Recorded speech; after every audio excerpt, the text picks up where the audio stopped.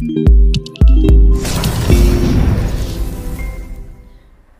everyone, welcome to Aneesh Tech Talks. നമ്മൾ ടോപ്പിക്കിലേക്ക് കടക്കുന്നതിന് മുമ്പ് ഒരു കാര്യം ഓർമ്മിപ്പിക്കാനുള്ളത്, നിങ്ങൾ ഈ ചാനൽ സബ്സ്ക്രൈബ് ചെയ്തിട്ടില്ല എന്നുണ്ടെങ്കിൽ ദയവായി നമ്മുടെ ചാനൽ സബ്സ്ക്രൈബ് ചെയ്യാൻ പരിഗണിക്കുക. അതുപോലെ വീഡിയോ ഇഷ്ടമാണെന്നുണ്ടെങ്കിൽ തീർച്ചയായും ഒരു ലൈക്ക് ചെയ്യുക. ആർക്കെങ്കിലും ഉപകാരപ്പെടുന്നുണ്ടെങ്കിൽ അവർക്ക് ഇതൊന്ന് ഷെയർ ചെയ്ത് കൊടുക്കും. അപ്പോൾ നമ്മുടെ ടൈറ്റിൽ പോലെ തന്നെ വിൻഡോസ് 11 കുറിച്ച് അറിയേണ്ട കാര്യങ്ങളാണ് നമ്മൾ ഇന്ന് സംസാരിക്കുന്നത്. കഴിഞ്ഞ വീഡിയോയിൽ വിൻഡോസ് 11 ലീക്ഡ് വേർഷൻ എങ്ങനെ നമുക്ക് സേഫായിട്ട് ഇൻസ്റ്റോൾ ചെയ്യാം എന്നാണ് പറഞ്ഞിരുന്നത്. അപ്പോൾ അതിനുശേഷം കഥകളൊക്കെ മാറി മൈക്രോസോഫ്റ്റ് വിൻഡോസ് 11 ഒഫീഷ്യലായിട്ട് ലോഞ്ച് ചെയ്തു. അതിൻ്റെ ഫീച്ചറുകളും അതെല്ലാം പറഞ്ഞു. ഇത് കുറച്ച് എക്സൈറ്റ്മെൻ്റ് ആയിട്ടുള്ള കാര്യങ്ങളൊക്കെ ആയിരുന്നു. പക്ഷേ അത് കഴിഞ്ഞ് ഒരു 2-3 ദിവസം കഴിഞ്ഞപ്പോൾ അവർക്ക് നമ്മൾ ഇൻസൈഡർ പ്രിവ്യൂ, അതായത് ഇൻസൈഡർ പ്രോഗ്രാമിലൂടെ ആർക്ക് വേണമെങ്കിലും വിൻഡോസ് 11 ഇൻസ്റ്റോൾ ചെയ്യാം, ഫ്രീ ആയിട്ട് അപ്ഗ്രേഡ് ചെയ്യാം. ഇത് റീറ്റെയിൽ വേർഷൻ വന്നിട്ടില്ലെങ്കിലും നമുക്ക് വിൻഡോസ് 11 നമുക്ക് ടെസ്റ്റ് ചെയ്യാമെന്നുള്ള രീതിയിലേക്ക് വന്നിട്ടുണ്ട്. പക്ഷേ അതിലൊരു പ്രശ്നം എന്ന് വെച്ച് കഴിഞ്ഞാൽ വിൻഡോസ് 11 നമുക്ക് ടെസ്റ്റ് ആർക്ക് വേണമെങ്കിലും ടെസ്റ്റ് ചെയ്യാമെന്ന് പറയുന്നുണ്ടെങ്കിലും ഒരു കുറച്ച് കാര്യങ്ങൾ മീറ്റ് ചെയ്തെങ്കിൽ മാത്രമേ നമുക്കത് ഇൻസ്റ്റോൾ ചെയ്യാൻ പറ്റുള്ളൂ. അപ്പോൾ അതെന്തൊക്കെയാണെന്നാണ് നമുക്ക് നോക്കുന്നത്. കാരണം വിൻഡോസ് 11 ഇറങ്ങിയതിന് ശേഷം, ആ ലീക്ഡ് വർഷം വന്നതിന് ശേഷം തന്നെ ഇങ്ങനെയുള്ള കുറച്ച് കാര്യങ്ങൾ ഈ വിൻഡോസ് 11 കൂടെ തന്നെ ചർച്ച ചെയ്യപ്പെടുന്നുണ്ട്. അപ്പോൾ അതെന്തൊക്കെയാണ്, അത് എന്തിനാണ് എന്നൊക്കെയാണ് നമ്മൾ ഇതിലൂടെ നോക്കുന്നത്. അപ്പോൾ ആദ്യം നമുക്ക് ഈ ഡെഫിനറ്റ് ആയിട്ടുള്ള ഈ സിസ്റ്റം റിക്വയർമെന്റ്സ് എന്തൊക്കെയാണെന്ന് നോക്കാം. മൈക്രോസോഫ്റ്റ് അവരുടെ സൈറ്റിൽ കൊടുത്തിരിക്കുന്നതനുസരിച്ച് ഡുവൽ കോർ ഉള്ള 1 GHz എങ്കിലും ക്ലോക്ക് സ്പീഡുള്ള പ്രോസസ്സർ ആയിരിക്കണം എന്നാണ് പറയുന്നത്. അതല്ലാന്നുണ്ടെങ്കിൽ കോമ്പാറ്റബിൾ ആയിട്ടുള്ള 64-bit SoC, അതായത് നമ്മുടെ മൊബൈലിലൊക്കെ പോലുള്ള SoC, ARM ബേസ്ഡ് ആർക്കിടെക്ചറുള്ള SoC ആയിരിക്കണം എന്നാണ് അവർ പറയുന്നത്. അതുപോലെ 4 GB RAM മിനിമം ഉണ്ടായിരിക്കണം. വിൻഡോസ് അപ്ഡേറ്റ് ചെയ്യാനായിട്ട് 64-bit എങ്കിലും മിനിമം സ്പേസ് ഹാർഡ് ഡിസ്കിൽ ഉണ്ടായിരിക്കണം. അതുപോലെ അടുത്തത് പറയുന്നത് സെക്യൂർ ബൂട്ട് നിർബന്ധമായിട്ടും ഉണ്ടായിരിക്കണം. പിന്നെ പറയുന്നത് TPM, അതായത് വിൻഡോസ് 11 വന്നതോടുകൂടി എല്ലാവരുടെയും ചർച്ച ചെയ്യപ്പെടുന്ന ഒരു വിഷയമാണ് TPM എന്ന് പറയുന്നത്. ട്രസ്റ്റഡ് പ്ലാറ്റ്ഫോം മൊഡ്യൂള്, അതിൻ്റെ വേർഷൻ 2 ഉള്ള ചിപ്പ് നമ്മുടെ മദർ ബോർഡിൽ ഉണ്ടായിരിക്കണം, അല്ലെങ്കിൽ ആഡ് ഓൺ ഉണ്ടായിരിക്കണം. പിന്നെ പറയുന്നത് DirectX 12 സപ്പോർട്ട് ചെയ്യുന്ന ഗ്രാഫിക്സ് കാർഡ് ആയിരിക്കണം.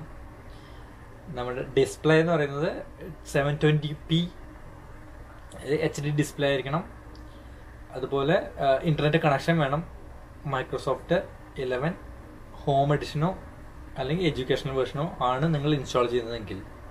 ബാക്കിയുള്ള പ്രോയോ അല്ലെങ്കിൽ എന്റർപ്രൈസ് എഡിഷൻ ആണെന്നുണ്ടെങ്കിൽ ഇന്റർനെറ്റിന്റെ ആവശ്യം വരുന്നില്ല. അപ്പം നമുക്കിനി ഇതിന് പ്രധാനപ്പെട്ട 3 കാര്യങ്ങൾ നോട്ട് ചെയ്യാനുണ്ട്. ഒന്ന്, ഇവർ പറയുന്ന സെക്യൂർ ബൂട്ട്. രണ്ടാമത് TPM. പിന്നെ മൂന്നാമത് പ്രോസസ്സർ.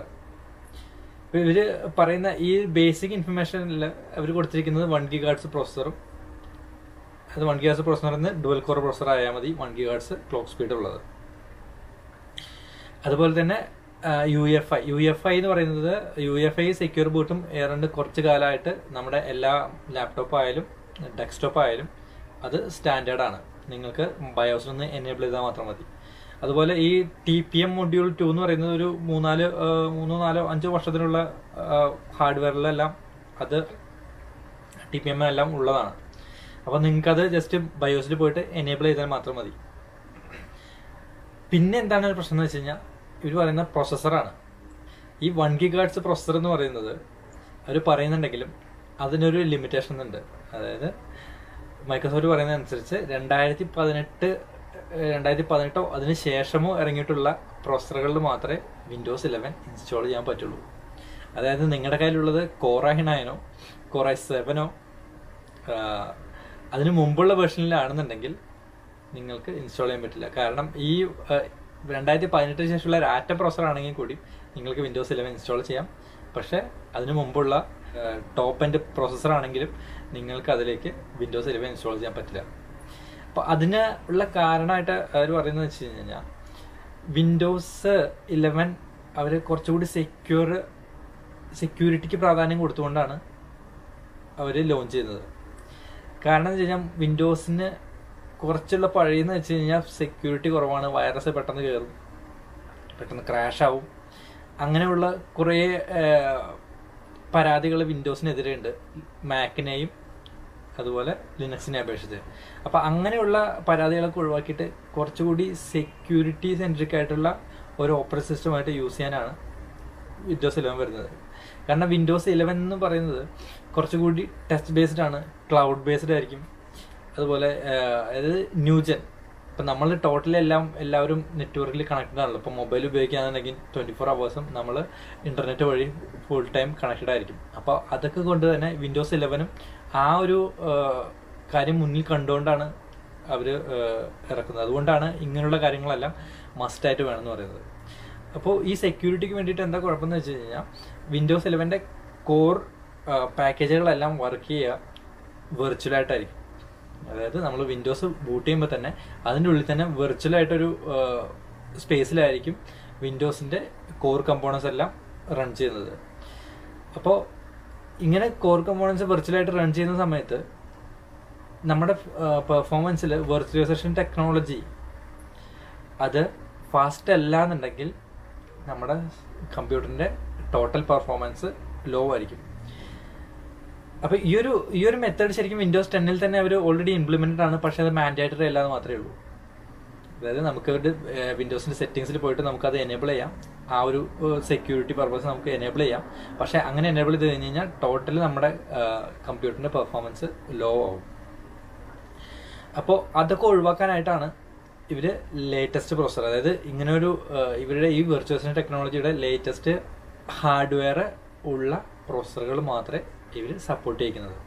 ഈ സെയിം സെക്യൂരിറ്റി പർപ്പസോടുകൂടി സപ്പോർട്ട് ചെയ്യിക്കാന്നുണ്ടെങ്കിൽ നിങ്ങൾക്ക് വിൻഡോസ് 10 എത്ര സ്പീഡിലാണ് യൂസ് ചെയ്യുന്നത് അതിൻ്റെ ഒരു 40% 50% പെർഫോമൻസ് കുറവായിരിക്കും ഈ എല്ലാ സെക്യൂരിറ്റി പർപ്പസോടുകൂടി അതിലൂടെ റൺ ചെയ്യുകയാണെന്നുണ്ടെങ്കിൽ. അപ്പോൾ അതെല്ലാം ഒഴിവാക്കാൻ വേണ്ടിയിട്ടാണ് ഇവർ 2015 ശേഷമുള്ള പ്രോസസറുകൾ മാത്രമേ സപ്പോർട്ട് ചെയ്യുള്ളൂ എന്ന് പറയുന്നത്.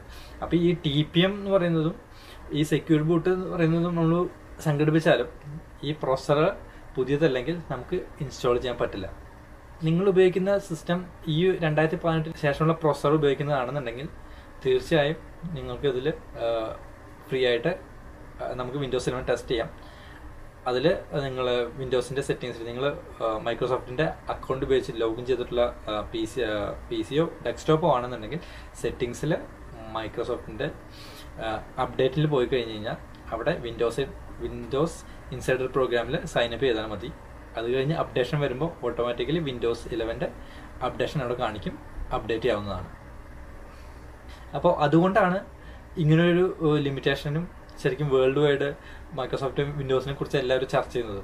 ഇങ്ങനെ പറയുന്ന ഈ സെക്യൂരിറ്റി പർപ്പസ് എല്ലാം ഒഴിവാക്കിയിട്ട് നമുക്ക് വിൻഡോസ് 11 റൺ ചെയ്യാവുന്നതേ ഉള്ളൂ. പക്ഷേ അതിന് മൈക്രോസോഫ്റ്റ് അനുവദിക്കുമെന്നുള്ള കാര്യം അവർ ഒഫീഷ്യലായിട്ട് നമുക്ക് റീറ്റെയിലായിട്ട് അവർ ഇറങ്ങുമ്പോൾ മാത്രമേ നമുക്ക് അറിയാൻ പറ്റുള്ളൂ. ഇപ്പോഴത്തെ അവസ്ഥയിൽ അങ്ങനെ ഉണ്ടാവില്ല എന്നാണ് മനസ്സിലാക്കുന്നത്. കാരണം ഈ പറഞ്ഞ പോലെ Microsoft Windows 11 total UI change ആയിട്ടുണ്ട്. അതുപോലെ ഇന്റേണൽ ആയിട്ടുള്ള അവർ ടോട്ടൽ ക്ലൗഡ് പർപ്പസ് നമ്മൾ ഡേ ടു ഡേ യൂസിൽ മൊബൈൽ എങ്ങനെയാണ് യൂസ് ചെയ്യുന്നത് ആ ഒരു പർപ്പസിലേക്ക് വിൻഡോസിനെ കൊണ്ടുവരുമ്പോൾ ആ ഒരു സെക്യൂരിറ്റി അവർക്ക് മാൻഡേറ്ററി ആയിട്ട് കൊണ്ടുവരേണ്ടതുണ്ട്. അപ്പോൾ അതുകൊണ്ട് തന്നെ അത് ഇനി തിരിച്ച് എല്ലാ ഹാർഡ്വെയറിലേക്കും സപ്പോർട്ട് ചെയ്യുന്ന രീതിയിലേക്ക് വരുമെന്നുള്ള കാര്യം നമുക്ക് പറയാൻ പറ്റില്ല. പക്ഷെ ഇങ്ങനെയൊക്കെ ആണെങ്കിൽ കൂടിയും ഈ സെക്യൂരിറ്റി പർപ്പസുകളെല്ലാം ഒഴിവാക്കിയിട്ട് നമുക്ക് ഏത് PC-യിൽ വേണമെന്നുണ്ടെങ്കിലും ഇൻസ്റ്റാൾ ചെയ്യാം. അപ്പോൾ അതെങ്ങനെ ചെയ്യാം? അതായത് ഈ ഒരു സെക്യൂരിറ്റി ഒന്നും വേണ്ട, നമുക്ക് ജസ്റ്റ് വിൻഡോസ് ഇൻസ്റ്റാൾ ചെയ്താൽ മതി. നമുക്ക് ടെസ്റ്റ് ചെയ്യാൻ വേണ്ടിയിട്ടോ അല്ലെങ്കിൽ ഡേ ടു ഡേ യൂസിന് വേണ്ടിയിട്ടോ ഇൻസ്റ്റാൾ ചെയ്യാൻ വേണ്ടിയിട്ട് നമ്മുടെ വിൻഡോസ് ഇൻസൈഡർ പ്രോഗ്രാമിൽ നിന്ന് ഒഫീഷ്യലായിട്ടുള്ള ISO ഡൗൺലോഡ് ചെയ്ത് നമുക്ക് ഏത് വിൻഡോസ് സപ്പോർട്ട് ചെയ്യുന്ന ഏത് PC-യിലായാലും അത്യാവശ്യം സ്പെക്കുള്ള, അതായത് വിൻഡോസ് 10 റൺ ചെയ്യുന്ന ഏത് പി സിയിലേക്കും എങ്ങനെ അത് ഇൻസ്റ്റാൾ ചെയ്യാം എന്ന് നമുക്ക് അടുത്ത വീഡിയോയിൽ നോക്കാം. അപ്പോൾ അടുത്ത വീഡിയോയിൽ കാണാം.